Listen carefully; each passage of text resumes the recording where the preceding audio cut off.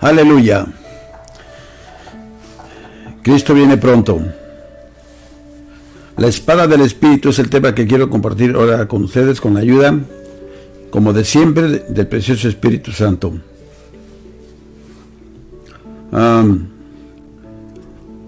Echó, pues, fuera al hombre y puso al oriente del huerto de Edén querubines y una espada encendida que se revolvía a todos lados para guardar el camino del árbol de la vida. Génesis 3:24. Y otros textos relacionados a esto dice: y la espada del Espíritu, que es la palabra de Dios. Efesios 6:17. Porque la palabra de Dios es viva y eficaz y más cortante que toda espada de dos filos, y penetra hasta partir el alma y el espíritu, las coyunturas y los tuétanos, y discierne los pensamientos y las intenciones del corazón. Hebreos 4:12. Estamos acostumbrados a considerar esta escena que ocurre en la entrada del Edén como un terrible cuadro que representa el juicio de Dios. Intimidados por la horrorosa maldición, la fugitiva pareja se destaca en el centro del cuadro, saliendo apresuradamente del feliz Edén, al cual no volvería jamás. Al mismo tiempo, veían que detrás y encima de ellos se cerraban para siempre las puertas, y una airada y amenazadora espada de fuego les impedía que se allegaran al árbol de la vida mientras seguían el doloroso viaje hacia la tumba. Pero al dirigir la mirada por segunda vez y contemplar el símbolo glorioso, vemos que asume un aspecto más feliz, hasta que, al cabo de un rato, llegamos a ver en él un símbolo de la gracia de Dios y no de un juicio. Indudablemente, así llegarían a comprenderlo Adán y Eva, y no transcurriría mucho tiempo hasta que ese mismo llegara a convertirse para ellos en el símbolo de la presencia divina que señalaba el lugar donde rendían culto y adoración a Dios, y era allí, en la entrada del Edén, donde se encontraban con Él.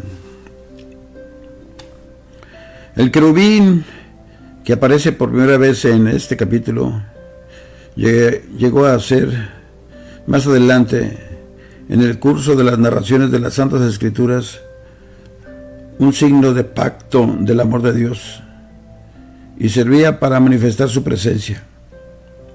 En el tabernáculo del desierto lo vemos encima del asiento de misericordia.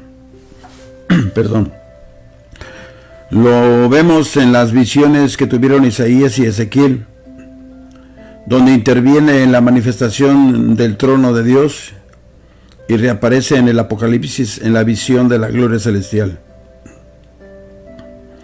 Esta fue, indudablemente, una figura del Señor Jesucristo, o, por lo menos, un símbolo de su persona y de su gloria. Las cuatro caras del león, del buey, del águila y del hombre representan su cualidad de rey, su sacrificio, su humanidad y su deidad. Los cuatro evangelios de Mateo, Marco, Lucas y Juan describen su personalidad bajo esos cuatro gloriosos aspectos. Como la figura que venimos refiriéndonos apareció en la puerta del Edén que habían perdido Adán y Eva, llegó a ser para nuestros primeros padres el símbolo de aquel que les fue prometido, que nacería de la simiente de la mujer, el cual restauraría la herencia y el paraíso perdidos. No quiso significar que había perdido para siempre el árbol de la vida, sino que más bien indicaba la manera por la cual podrían recuperarlo, por medio del querubín, por medio de la obra redentora del Señor Jesucristo. Pero, ¿qué significa la espada? La espada era el signo y emblema del Espíritu Santo. Así como el querubín era la figura de Cristo, la palabra hebrea es el Señor Dios Shekinah, el querubín, la espada de fuego. Era la misma Shekinah que apareció después en el lugar santísimo. Esa espada de fuego no fue otra cosa que el símbolo especial de la presencia de Dios en la persona del Espíritu Santo.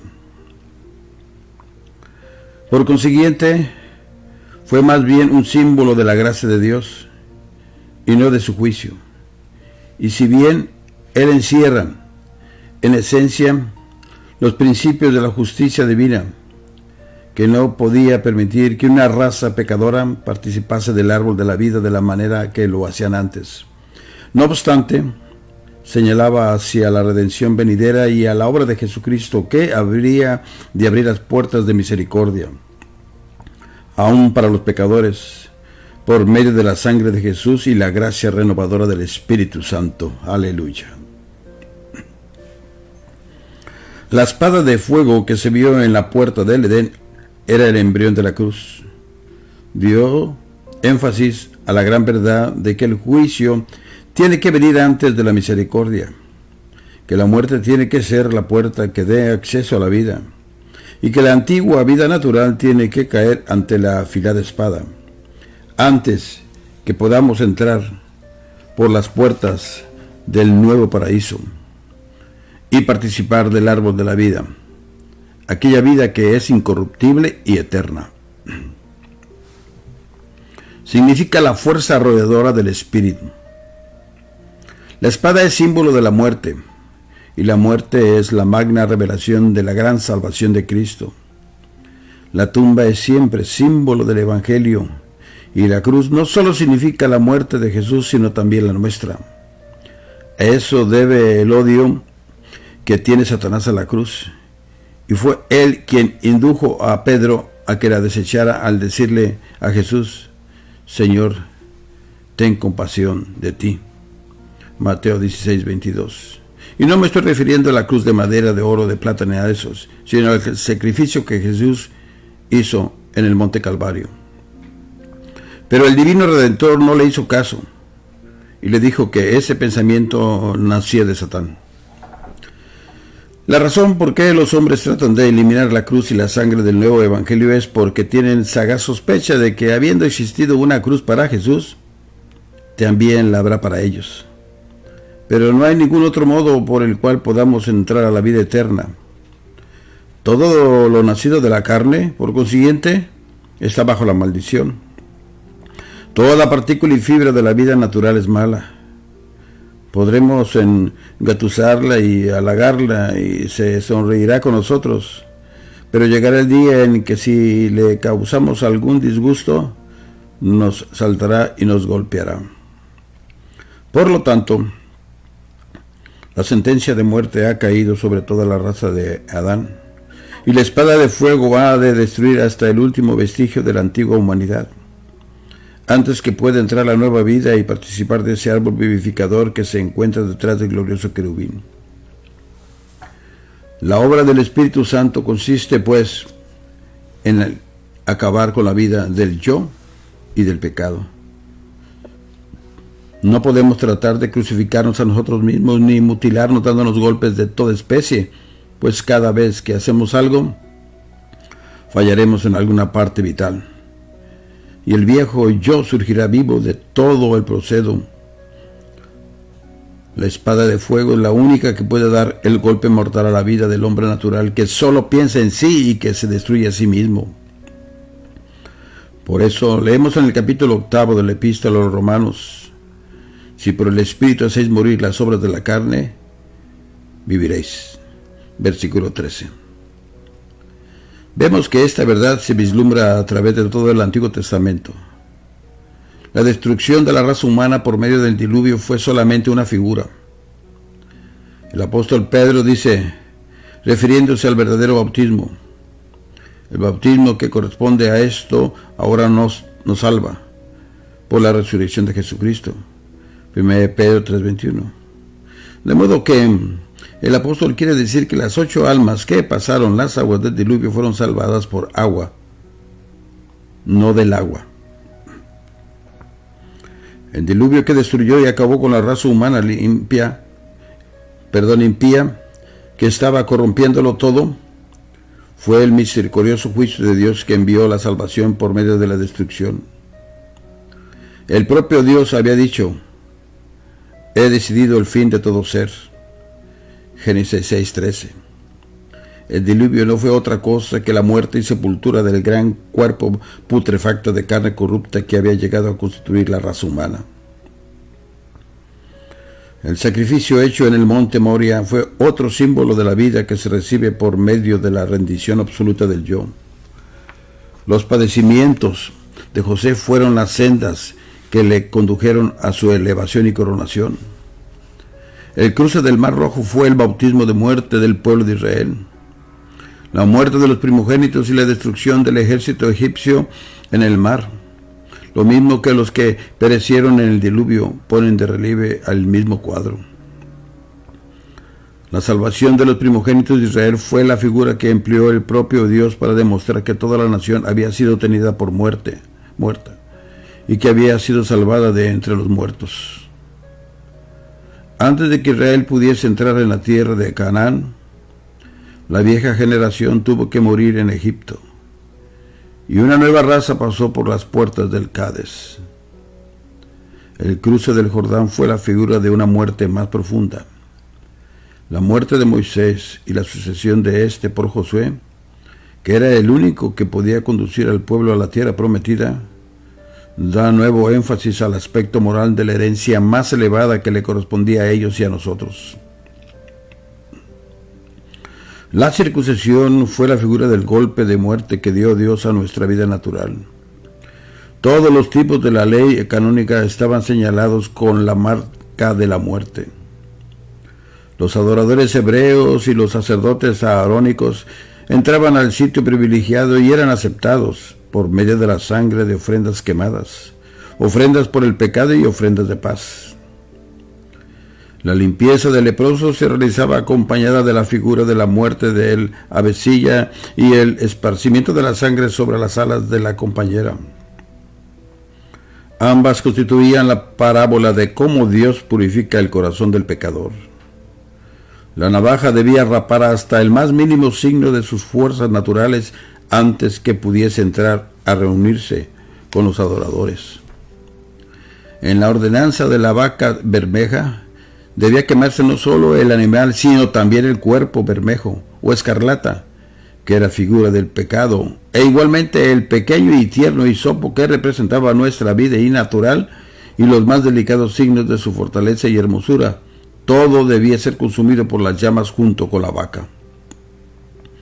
No solo, dice la palabra del Señor en Isaías 47, la hierba se seca y la flor se marchita porque el viento de Jehová sopla en ella, sino que se ha de cumplir la sentencia de muerte tanto contra la hermosura de la flor como contra la rudeza y el sensualismo de la vida natural. Aún las mejores cosas llegan a convertirse en maldición nuestra cuando las tomamos en nuestras manos naturales y en nuestros corazones ensimismados. Esa preciosa criatura inocente que Dios te ha enseñado a amar solo puede ser ídolo hasta que cese de ser tu criatura y se haga hijo de Dios, y el golpe de muerte caiga sobre tu amor, y en la vida de la resurrección aprendas a conservarla para Dios y a amarle no con placer egoísta, sino como algo sagrado que Él te ha encomendado para que lo cuides. Aún el esposo a cuyas fuertes manos Dios ha encomendado el cuidado de tu débil mano podrá llegar a ser un sustituto de tu Dios y una influencia que te aparte de Él hasta que muera tu afecto egoísta y aprendas a amarlo, no por darte gusto a ti, a Él, sino para agradar a Dios y para el mayor bien de todos. El dinero no hace daño a nadie que no lo quiera adquirir únicamente por el gusto de atesorarlo. No es la fortuna la que causa daño, sino el amor que a ella se le tiene. Mientras está latente ese amor, el mundito de $500 por año es tan dañino a nosotros como lo son los suntuosos palacios e inmensas fortunas a los millonarios. Dios no se fija en las dimensiones de nuestro mundo, sino en el espacio que éste ocupa en nuestro corazón. Aún nuestra influencia cristiana, nuestra buena reputación de obreros de Dios y el aprecio que nos tienen nuestros hermanos podrán ser ídolos que deben morir antes que podamos estar libres para vivir solo con Él. Si habéis visto una página impresa, seguramente habréis observado que la pequeña I latina tiene encima un puntito que la eleva por encima de las otras letras del renglón. Pues bien, cada uno de nosotros somos una pequeña I, y encima tenemos un puntito de importancia personal, de propio albedrío, de propio interés, de confianza en nosotros mismos, deseos de nuestra propia complacencia, o apego a algo por lo cual contendemos, en lo que se refleja el deseo de imponer nuestra voluntad como si se tratara de algo de las dimensiones de una montaña de importancia. Es un rival de Jesucristo, enemigo del Espíritu Santo y de nuestra paz y de nuestra vida. Por eso Dios ha dispuesto que debe morir, y el Espíritu Santo, con su espada de fuego, está a la espera para acabar con ella, para que podamos entrar por las puertas hasta el árbol de la vida. Pero, ¿cómo se puede realizar eso? Nosotros mismos debemos consentir a ello. Debemos reconocer la verdadera naturaleza de nuestra vida vivida para sí, la verdadera cualidad de lo malo que hay en ella. Debemos dar nuestro consentimiento. ¿Para qué? Para que se acabe con ella, y nosotros mismos debemos llevarla al altar del sacrificio, como lo hizo Abraham con su hijo Isaac.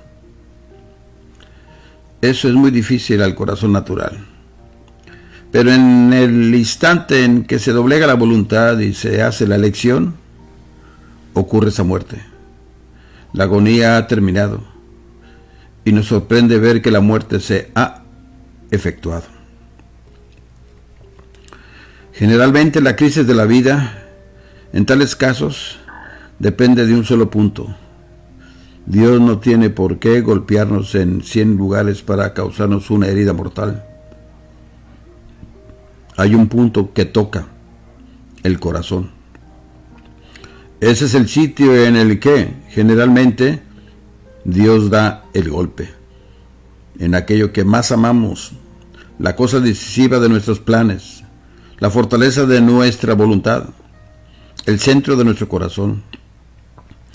Habiendo rendido eso, queda muy poco más por rendir, y al rehusar rendir ese punto, se apodera del resto de nuestra vida el espíritu de evasión y compromiso con otros elementos. El hombre o mujer que se ha encontrado con Dios, sinceramente en el punto decisivo, será siempre sincero y sin vacilaciones en todas las demás crisis que se le presenten. Y el hombre o mujer que comienza con un corazón rendido a medias, siempre tendrá alguna reserva hasta el final del capítulo, a menos que vuelva a encontrarse con Dios en otro punto y comience allí de la manera que debió haberlo hecho al principio. La causa de la caída y ruina de Saúl fue falta de disposición para obedecer a Dios y él no querer entregar a Agag y a Ahimelech para que fuesen ejecutados.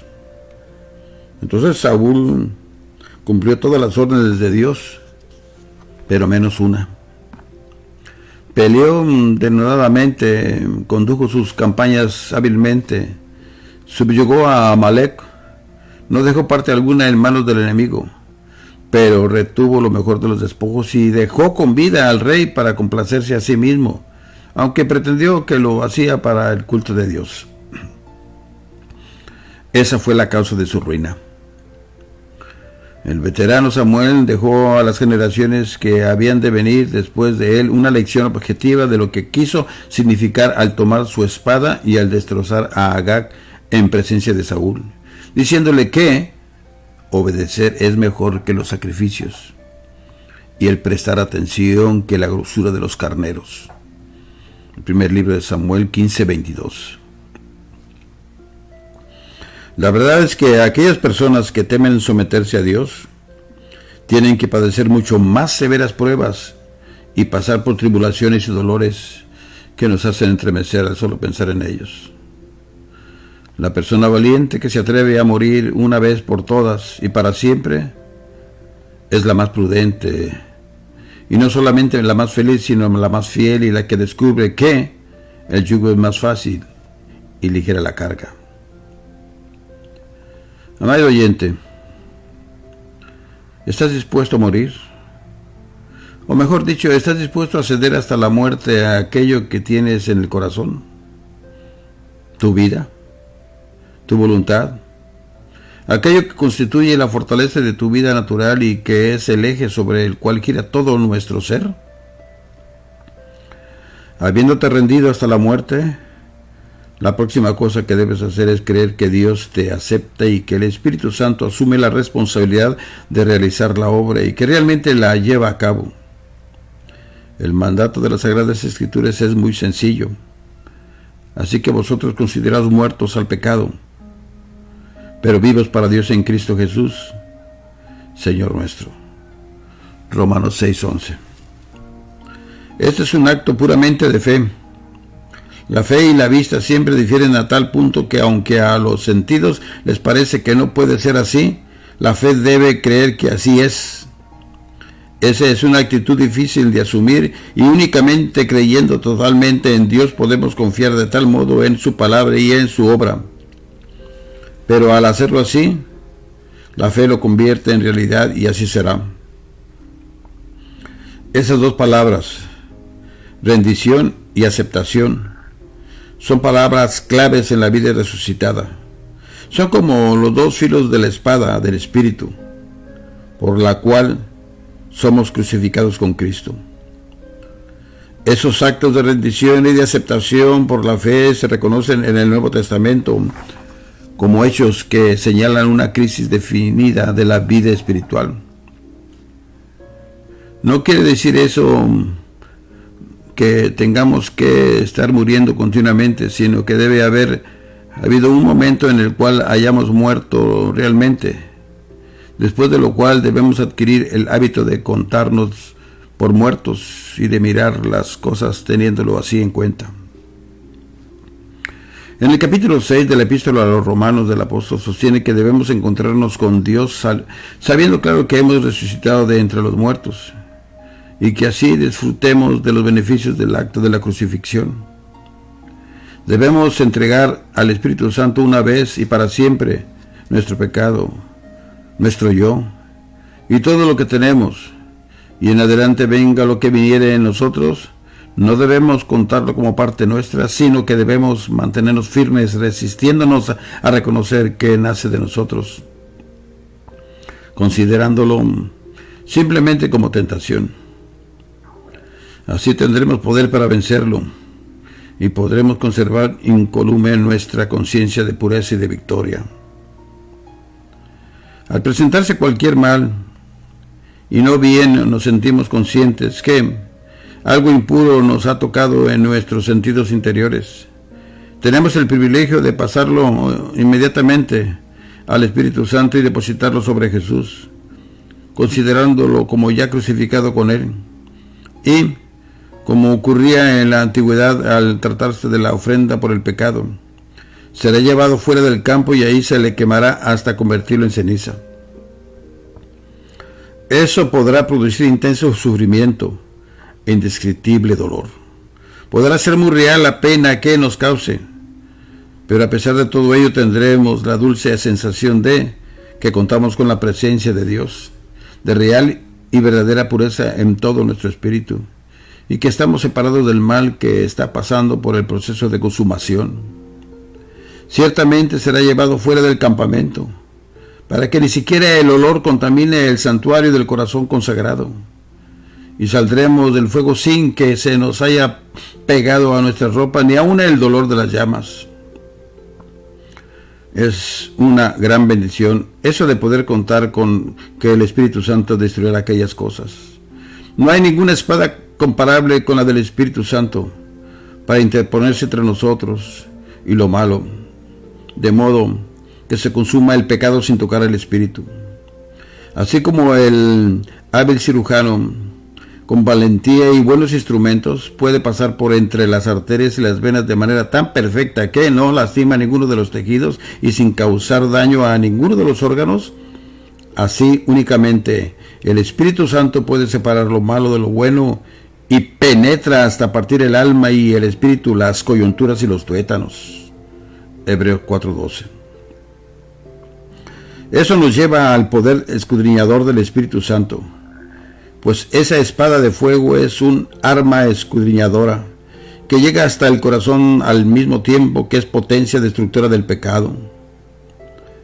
Es indudable que el pasaje del capítulo 4 de la Epístola a los Hebreos que hemos citado se refiere a esta antigua figura, porque la palabra de Dios es viva y eficaz y más cortante que toda espada de dos filos. Además dice la Escritura, y penetra hasta partir el alma y el espíritu, y no solamente el alma y el espíritu, sino las coyunturas y los tuétanos, y discierne los pensamientos y las intenciones del corazón. Y no hay cosa creada que no sea manifestada en su presencia. El fuego eléctrico tiene poder y fuerte y sutil para penetrar dentro de las sustancias y descubrir cualquier cosa anormal o mala que hubiere en ellas. Al pasar la esponja eléctrica por el cuerpo humano no produce sensación alguna en las partes sanas, pero si hubiere alguna parte enferma y se pega a ese sitio, como buscando cuál es el mal, y penetra en él con un toque sutil, produciendo muchas veces intenso dolor. De igual modo, el Espíritu Santo pasa por aquellas partes de nuestro ser que están bien, que son puras y que no oponen ninguna resistencia, tal vez sin sentir nada. Tiene tan fácil acceso a nuestro ser que parece estremezclarse con nuestros sentimientos. Pero al tropezar con algo malo, inmediatamente se produce resistencia. Él pone su mano sobre ello, dando por resultado un intenso sufrimiento. La espada del Espíritu busca el mal y le obliga a que se manifieste, a la manera de lo que hacen las avanzadas de los ejércitos cuando avanzan hacia la guarida del enemigo. Por medio de su ataque consiguen que salga al frente y que demuestren las posiciones que ocupan. Los mayores impedimentos a nuestro progreso espiritual yacen en la manera en que el enemigo desfigura su actitud y en el modo como nos engaña nuestra propia naturaleza. El mal no puede crucificarse mientras no se le reconozca, se le diagnostique, se le saque la luz y se le entregue la muerte. El yo se disfraza de tan diversos modos que no hay nada, aparte de la espada del Espíritu Santo y las santas escrituras, que pueda ponerlo en el lugar que le corresponde, haciendo reconocer su mal carácter. Alguien ha dicho que al llamar las cosas por su verdadero nombre se lleva ganada la mitad de la batalla de la vida. El Espíritu Santo escudriña, ¿sí me escuchó bien? Escudriña nuestros pecados y encuentra pecado en muchos sitios donde nuestra persona con complacencia no habría ni sospechado que existía. Es por eso que cuando le pedimos perdón a Dios, lo hacemos de corazón, inmediatamente Él perdona a todos. Y aún así, si hay ocultos, pues sí, no es de nuestra culpa esconderlo. Dios en su grande misericordia no solamente nos perdona, si los echa a lo más profundo de la mar y nunca más se acordará de ellos. El Espíritu Santo, ¿verdad?, no solo descubre las formas más grotescas de la inmoralidad y de la desobediencia que afectan directamente los preceptos contenidos en los 10 mandamientos y en las leyes de justicia, sino que nos pone cara a cara con las leyes del amor, haciéndonos ver que aún el despiadado pensamiento del homicidio y el espíritu que se resiste a perdonar son pecados. Lo mismo que el vivir en perpetua rebeldía contra Dios y los motivos egoístas que nos animan aun cuando realizamos los actos más santos se convierten en pecado que contamina el alma. Así es que cuando llegamos a Cristo, le pedimos perdón al Señor con todo nuestro corazón, inmediatamente nos perdona. Aún así que no recordemos nosotros, nos perdona, porque su sangre nos limpia de todo pecado. El Espíritu Santo nos pone cara a cara con las leyes de la fe y nos hace ver que el dudar de Dios es un crimen. El tener ansiedad desesperante con respecto al mañana es maldad, que el orar sin fe es tomar el nombre de Dios en vano. En una palabra, que todo lo que nos es de la fe es pecado. ¿Sí me escuchó bien? Todo lo que no es de la fe es pecado.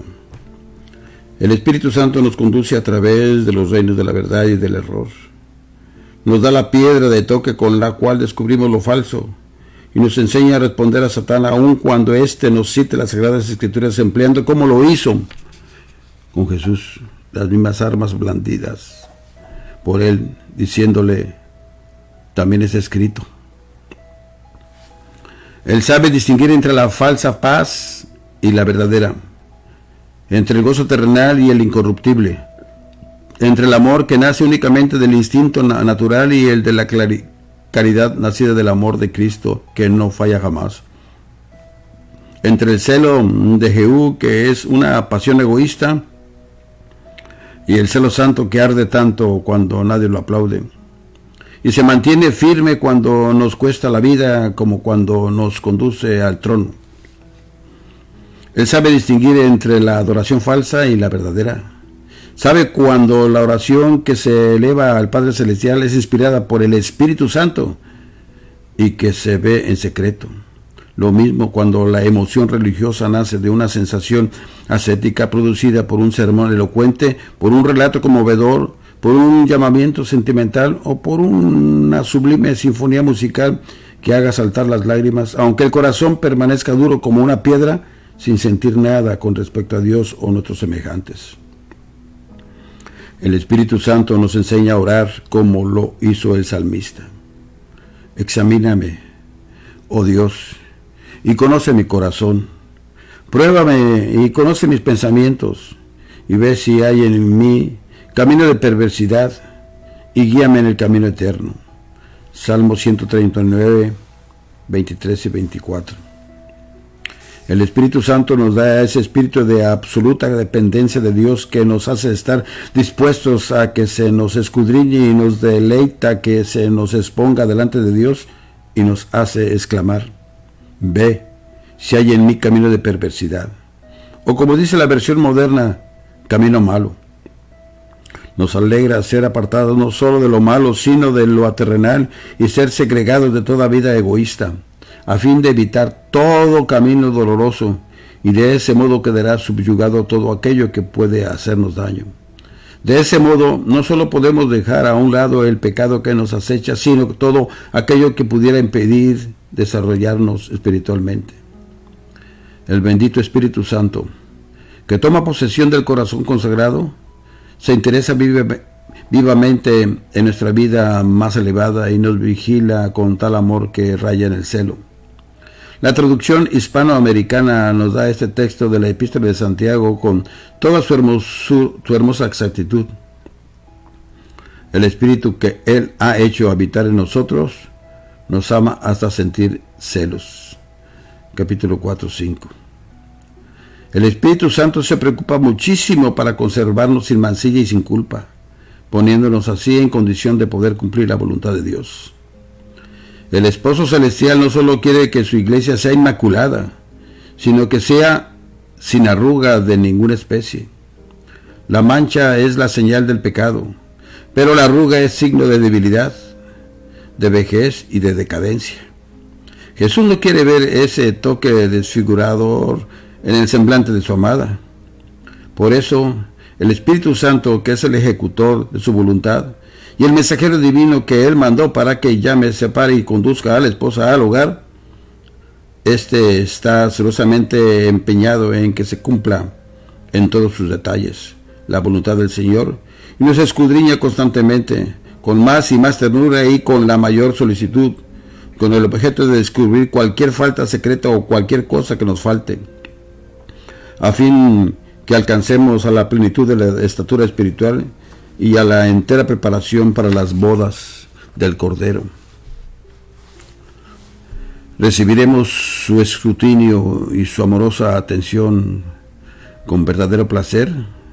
Exclamaremos, mira, Señor, mira mi corazón, mira si es que hay algo de indecisión, si es que la hay, dame, Señor, perdón, y guía mi alma a la vida eterna. Pues el Espíritu Santo es el ejecutivo de Dios. no solo para conseguir la salvación y la santificación de su pueblo, sino también para llevar la convicción de pecado a los pecadores, para hacer ver a los malos el juicio que les espera, la destrucción que sufrirán los enemigos de Dios y el juicio final del diablo y sus ángeles. Esa espada es el arma de Dios para herir al orgulloso y soberbio pecador y hacerlo caer ante el banco de misericordia. Podemos entretener e interesar a los hombres, pero únicamente el Espíritu Santo puede hacerles ver su pecado y penetrarles hasta el corazón, haciéndoles sentir en lo más hondo del alma la indignidad de su pecado y la necesidad que tienen de reconocerse pecadores culpables. Nos regocijamos porque hay uno que ablande esa persona espada, la emplea valiéndose para ello de su santa palabra, cuando ésta se expone con toda fidelidad, y consigue quebrantar el corazón del pecador y le hace caer postrado a los pies de Jesús. Pero el Espíritu Santo también es la mano poderosa que defiende el honor de Dios contra los depravados y castiga a aquellos que le desobedecen y que causan daños a su pueblo. El mismo poder que hirió de muerte a Ananías y Zafira en los días de Pentecostés se encuentra en la iglesia y en el mundo hoy día.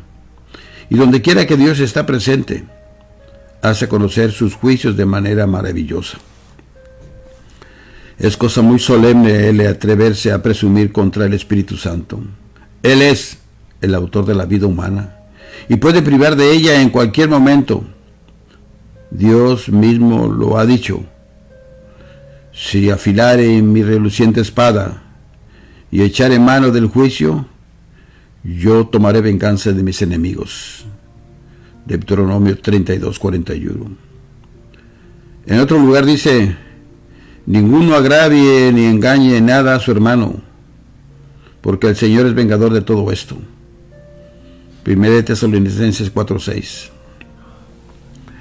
No me gustaría que criaturas y mujeres viudas se quejaran de mí delante de Dios. No me agradaría ver levantadas las manitas de inocentes criaturas que han sido maltratadas, rogando al cielo que se les vengue castigándome. No quisiera tener que encarar esa terrible sentencia, después de una vida vivida hablando mal contra los verdaderos siervos de Dios, quien dijo: no toquéis a mis ungidos ni hagáis mal a mis profetas. Primera de Crónicas 16:22. Yo prefería jugar con el rayo o tomar en mis manos un alambre eléctrico descubierto y cargado de corriente antes que decir algo en contra de un siervo verdadero de Cristo, o repetir los dardos difamatorios que miles de cristianos lanzan unos contra otros, causándose daños ellos mismos, tanto a sus almas como a sus cuerpos.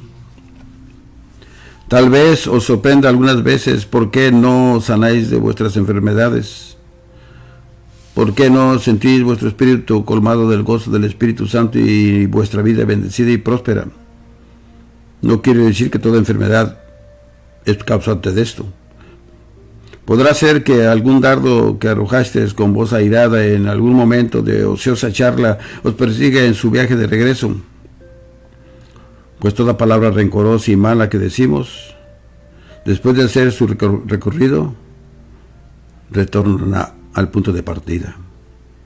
Recordemos que al perseguir a los hijos verdaderos de Dios, le estamos persiguiendo a Él, y al obrar así nos causamos daño a nosotros mismos.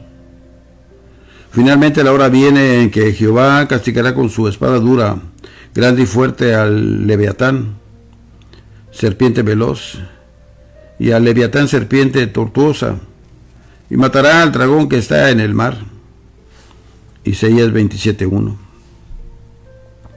Entonces el propio Satán sentirá la potencia de esa espada de fuego, que vio por primera vez en todo su terrible esplendor al salir de las puertas del Edén, llevando sobre su cabeza el espantoso crimen de la destrucción del hombre y la tremenda maldición que todavía tiene que consumar ignia y espada. Esa hora no ha llegado aún, pero ya está aquí el bendito Espíritu Santo para resistir y vencer el poder destructor. El Espíritu Santo fue el que dio fortaleza a Cristo y lo defendió en el conflicto que tuvo en el desierto, y él mismo ha dicho: Vendrá el enemigo como río, mas el Espíritu de Jehová levantará bandera contra él. Isaías 59, 19. Hay ciertas cosas que solo Dios puede hacer marchitarse y secarse. Y es ciertamente una gran bendición que en relación con el único milagro de castigo que hizo Jesús, el de la higuera que se secó, nos dio la más grandiosa lección del poder de la fe humana. Y nos dijo que Dios podría darnos fe tal que podríamos hacer marchitarse y secarse la higuera estéril y destruir las fuerzas del mal que fuesen demasiado fuertes para que podamos resistirlas. Es una gran bendición el que podamos contar con un Dios que no solo puede limpiarnos y purificarnos, sino que es capaz de destruir a nuestros enemigos espirituales y de encarar aún a nuestros adversarios humanos. Jehová Dios es fuego consumidor y juzgará a su pueblo.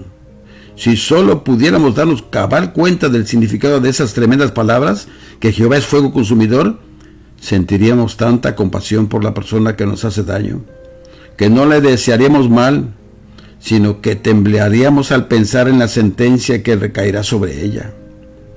Nos postraríamos de rodilla ante Dios y le imploraríamos que le tuviera misericordia. Amado hermano y amiga que me estás escuchando, pasemos esta espada de fuego, sin reservas de ninguna especie. Si así lo hacemos, no solo no temeríamos que su poder podría causarnos daño, sino que ella sería el arma potente de defensa contra todos los adversarios y toda suerte de mal. Y nos serviría también de arma de ataque en las luchas que sostuviéramos en el servicio de Dios, en beneficio de la humanidad y por el tiempo del reino de nuestro Señor Jesucristo. Así que solamente Jesús puede perdonarnos. Si tú no has aceptado a Cristo como tu único y suficiente Salvador, hazlo en este momento. Pídele perdón al Señor y Él te perdona todos tus pecados. Aún así, de los que no te acuerdas, no lo haces deliberadamente. Y si es así, Dios tiene poder para perdonar tus pecados, así como los hizo conmigo. Recordemos que a Él no podemos esconderle nada, no ocultarle nada. Pero cuando llegamos a los pies de nuestro Señor Jesucristo, Él lo hace así como lo hizo como el ladrón en la cruz del Calvario. De cierto te digo que hoy estarás conmigo en el paraíso. Arrojó sus pecados a lo más profundo de la mar y nunca más se acordará de ellos. Así lo dice la Escritura, nunca más se acordará de ellos. Así es que Dios me los sigue bendiciendo y así estamos despedidos. Se despide de usted su hermano y amigo el pastor Carlos Parga.